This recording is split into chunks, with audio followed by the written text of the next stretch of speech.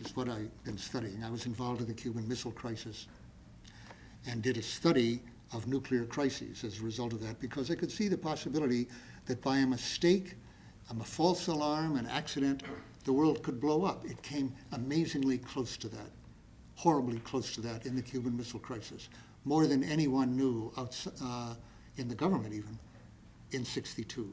So having studied that, I joined the government in order to see it from the inside, and by coincidence, my first day as a full-time employee, having been a consultant for 6 years, eventually at a very high level of clearance. My first day happened to be August 4th, 1964. How many people remember that day? It was the day of the alleged attack on our destroyer in the Tonkin Gulf. You don't remember that? Now do you remember? How many people remember that? Okay. Now, on August 2nd, which was a Sunday in Washington, and it was 12 hours time difference. But during the night of Saturday night in Washington and the morning of Sunday in the Tonkin Gulf, 12 hours time difference off the North Vietnamese coast, an amazing event happened that had not happened in Korea or since the Second World War. There was an attack on American warship. Several North Vietnamese torpedo boats actually did attack and fired, as I recall, 4 torpedoes or 6 torpedoes, I think 4 torpedoes, all of which missed at 2 destroyers, one destroyer, that was taking evasive action, and the torpedoes missed. As I say, an amazing event. It hadn't happened for 20 years. Johnson met with his advisors Sunday morning to discuss this, and rather quickly dismissed, after discussion with them, any thought of retaliating to that attack, on the grounds that they quickly decided, as the Republican CIA head McCone pointed out, the North Vietnamese undoubtedly were associating our destroyer with some covert clandestine attacks we had conducted the night before on North Vietnam, which North Vietnam was complaining about, but we were denying that it happened, or in any case that we knew anything about it, which was false. So a retaliation would perhaps raise questions about how had this arisen, what in the world are they doing, attacking us, and it might have come out that we had a program of attacks on North Vietnam called the 34A program: sabotage, shelling, kidnapping, mortaring, various things. And that had happened the night before, and they figured that the North Vietnamese had associated our destroyer patrol with those torpedo boat attacks, in which they would have been correct. There was an association. And the destroyers in particular were going in very close to the shore. They claimed as I recall, a 12-mile limit, as did China. And we were going in something like 9 miles or less even, specifically making runs at the shore to provoke them to turning on their radars so we could plot the radars and prepare for an invasion. This was '64 now. Goldwater was calling for bombing at that point against North Vietnam and for troops in Vietnam, and LBJ was running against that. But meanwhile, we were attacking North Vietnam, which Goldwater knew about and approved of, but didn't make an issue of, that they're doing what I want, because it was secret. And because he wanted to contrast his position with that of the administration, too, to exaggerate the difference.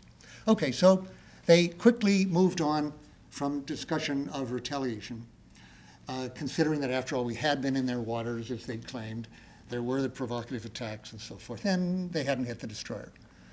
And they moved on, as I recall, to something to do with the post office in the discussion.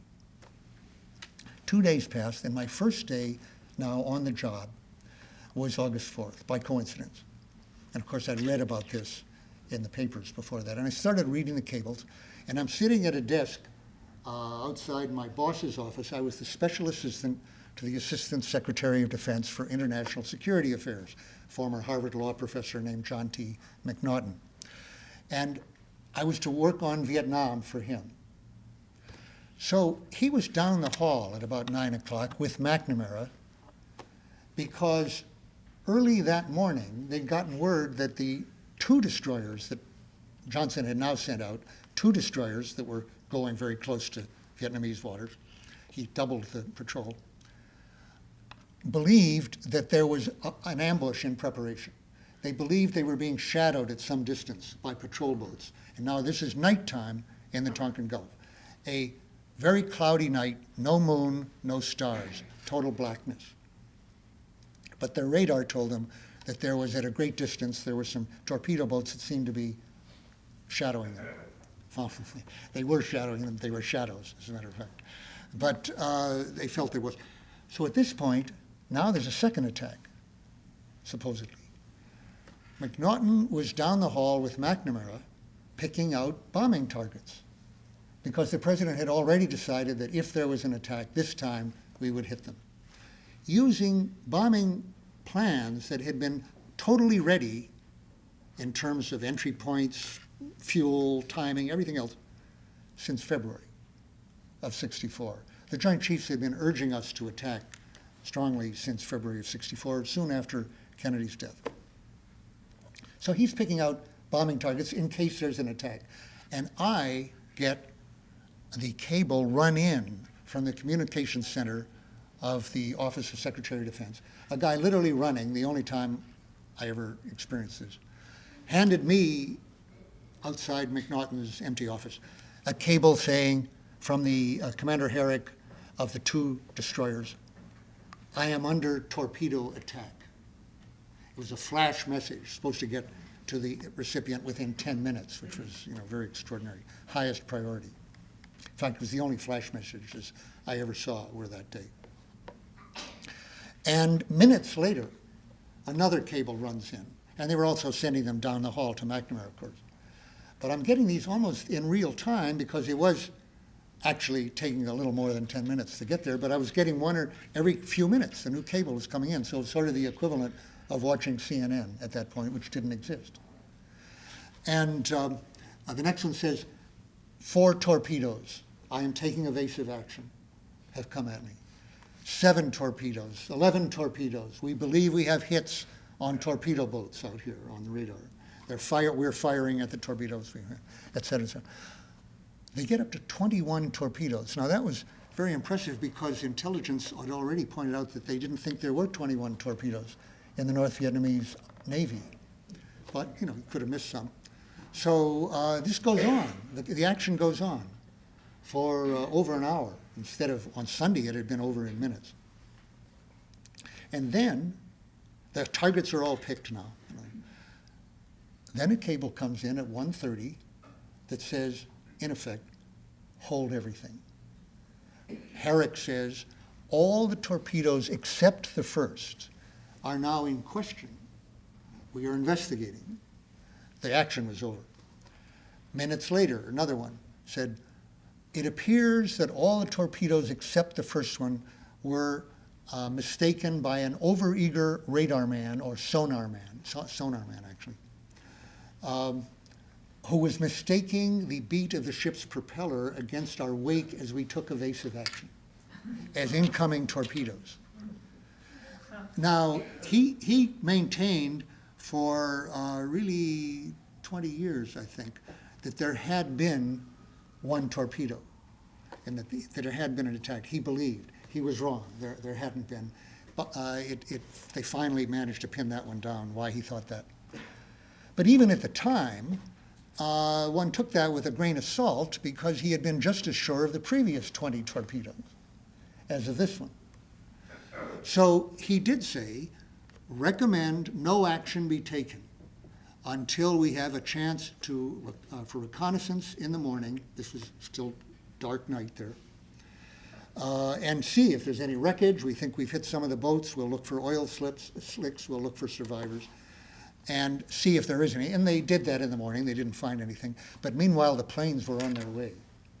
And I won't go through the whole thing, except that night,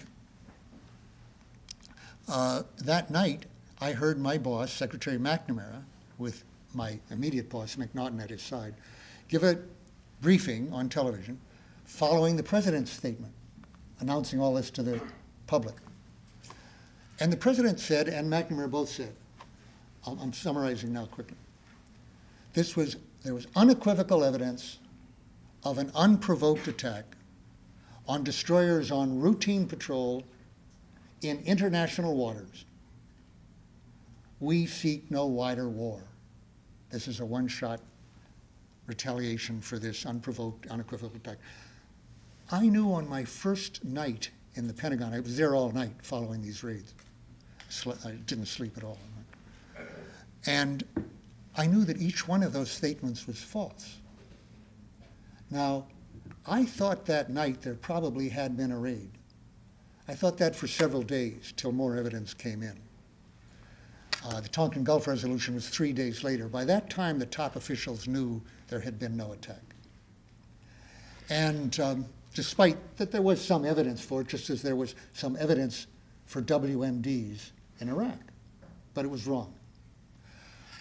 As in both of those cases, the president knew on that night, as he said that the word unequivocal was a lie.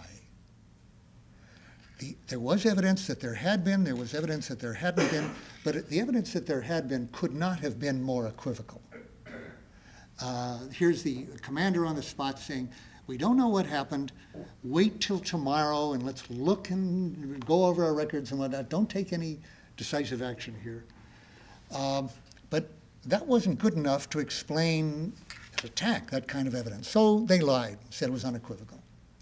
Unprovoked, there'd been another attack on North Vietnam that night too. So if there'd been an attack, we knew very well it was again provoked.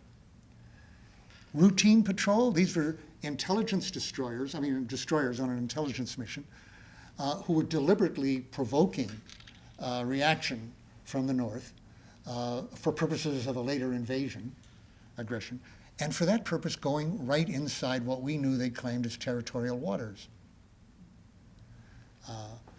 To be sure, the actual, what we thought was the attack, was well offshore, but that was because the destroyers had gone out to sea, having been close to the shore, where they were attacked there. The big one was we seek no wider war,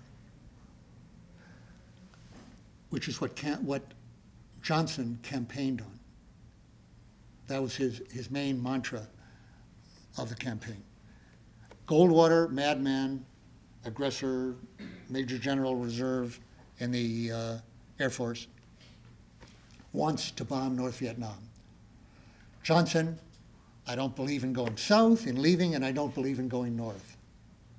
Except that his Defense Department had been working on nothing other than huge bombing campaigns since the beginning of the year, which everyone, including me, who had just joined, fully understood and expected would be implemented shortly after the election.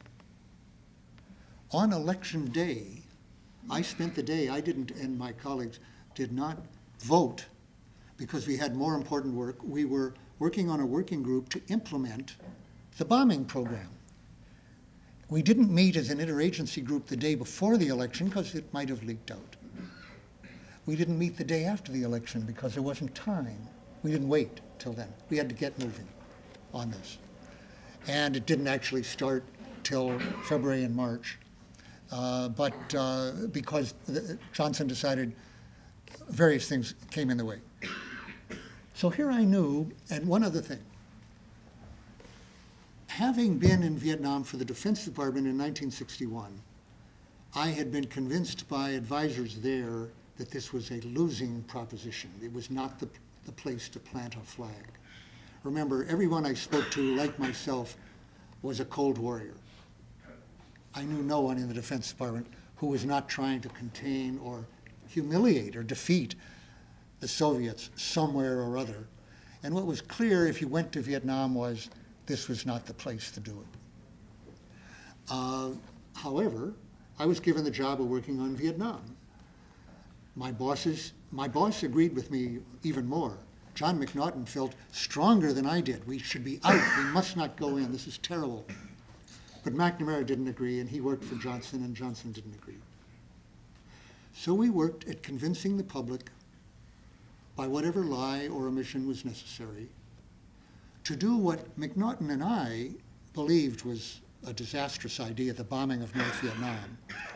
I was not against involvement so much at that time. I thought I was against it on practical grounds, not a good place. But once we were committed, I have to say, as a former Marine, I was not really against sending troops. I'm sorry to say. I was against the bombing, which I thought would have no good effect on the basis of much experience, which I had studied a lot. That was something I was a specialist on. That was not going to help.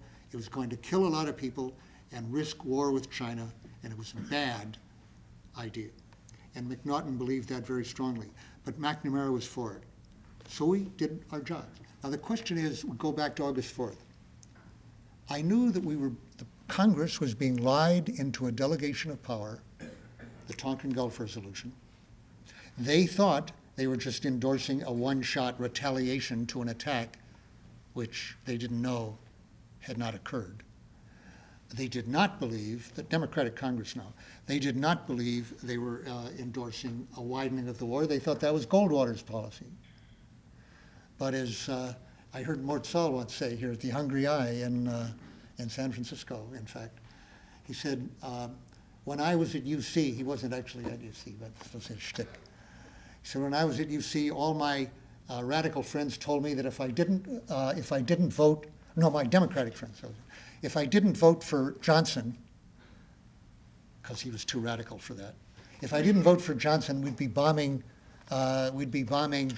North Vietnam by the start of the year. And he says, they were right. I didn't vote for Johnson, and we were bombing North Vietnam by the start of the year. In short, the American people had been hoaxed into a landslide. Almost surely, if he'd told the truth, he would have won. Johnson would have won anyway for a number of reasons, but not by the landslide. He got a lot of Republican votes, or crossover votes, because Goldwater was so wild, and who didn't know, of course, that what I could have told them, that we were going to be expanding the war. We did seek a wider war. So the question is, knowing as I did that very first night and from days on throughout the campaign, that the campaign was a fraud in terms of its slogans, and that my president, who I would have voted for, and I voted in '64, was manipulating the Congress into what amounted to a declaration of war, but really an unconstitutional one. As Senator Morse said at the time, there's nothing in the Constitution that allows the Congress to delegate the president to start a war when and as he chooses. It's for Congress to decide that. He said, you can't give an undated declaration of war. That's what Senator Morse of Oregon said, former Republican, and then became an independent. But everybody ignored him. He and Gruening of Alaska voted against the Tonkin Gulf Resolution, that's all. Question: what should I have done?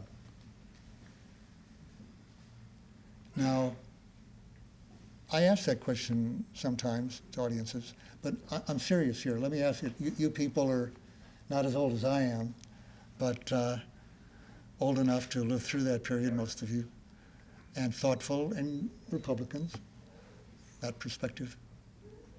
What should I have done? I'm really asking. Start with confronting your direct superiors. What? Start with confronting your direct superiors. You say I should have confronted her? Yeah, discussed it with them. Well, McNaughton and I was a special assistant. I saw him all day, 12-hour days. And there was no question he was more against this, if anything, than I was.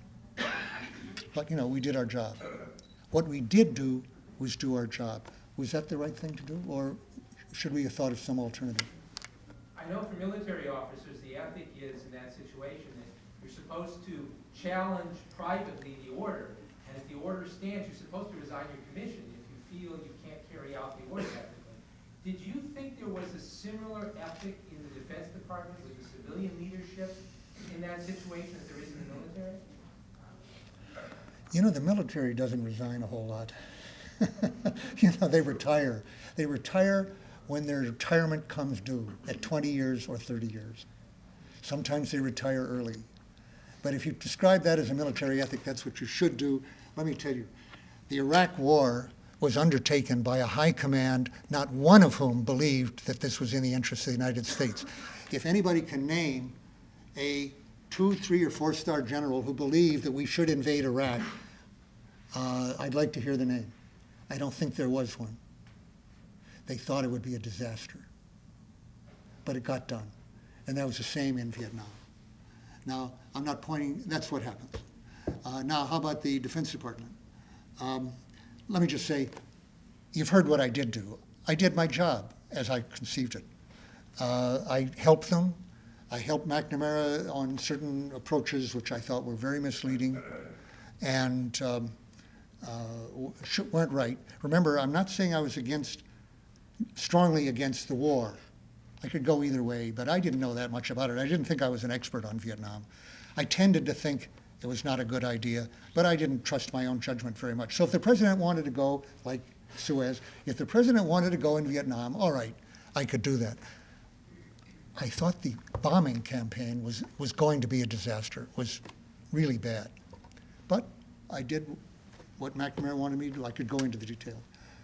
Well, I'm not, maybe we'll get more in the question and answer period. I thought I'd have my own Q&A here for a minute. Yeah, sure. So you went forward and did your job. You feel you did your job with the degree of commitment and quality? Oh, yeah. And attention Oh, yeah. to You the mean- task that you would have had you been more supportive of? Oh, yeah. Like a Marine. How do you do that? What? How do you do that? And how do Marines do it? That's a good question, actually. I haven't been asked that. It's a very interesting question. But I can answer it with confidently. And the reason is I was a very committed, patriotic official at that time. And I was proud of working specifically, this may sound odd now to you, but I was very supportive of McNamara. And I had, because of our work on nuclear matters, I had worked directly for him on that. Wrote speeches, some top secret speeches for him. I did policy studies. I don't think I mentioned earlier, but I will now. I had written the Secretary of Defense guidance to the Joint Chiefs of Staff for the general nuclear war plans. I drafted it. And McNamara sent it to them and signed it. It was a great revision of the plan that existed under Eisenhower, which is not to say Eisenhower liked that plan. He didn't like the plan, but that was the plan that existed under him. I revised that very strongly with McNamara's strong encouragement, and he signed it. So I had reverence for McNamara, so I was extremely loyal to him. So what he wanted, he got 100% from me, 110%. And even if I thought it was wrong. Now, so that's the way it was. And that was true of most of the people working with. We worked very hard. We worked 70 hours weeks. We were proud to have the trust to work on this stuff, the ability to work on such matters of high import. And I wasn't surrounded by people who were just putting in time at all, so, for good or bad. And does that answer your question? That's the best answer, yeah. I think you did what you had to do in that situation. In 1969, I gave the Pentagon Papers, which was a 7,000-page study of U.S. decision-making in Vietnam, from 45 to 68. It ended in March of 68. And I was doing research on that for the government. Actually, I was the only person who had authorized access to that full study at the Rand Corporation doing research on it. There was about a dozen officials had it,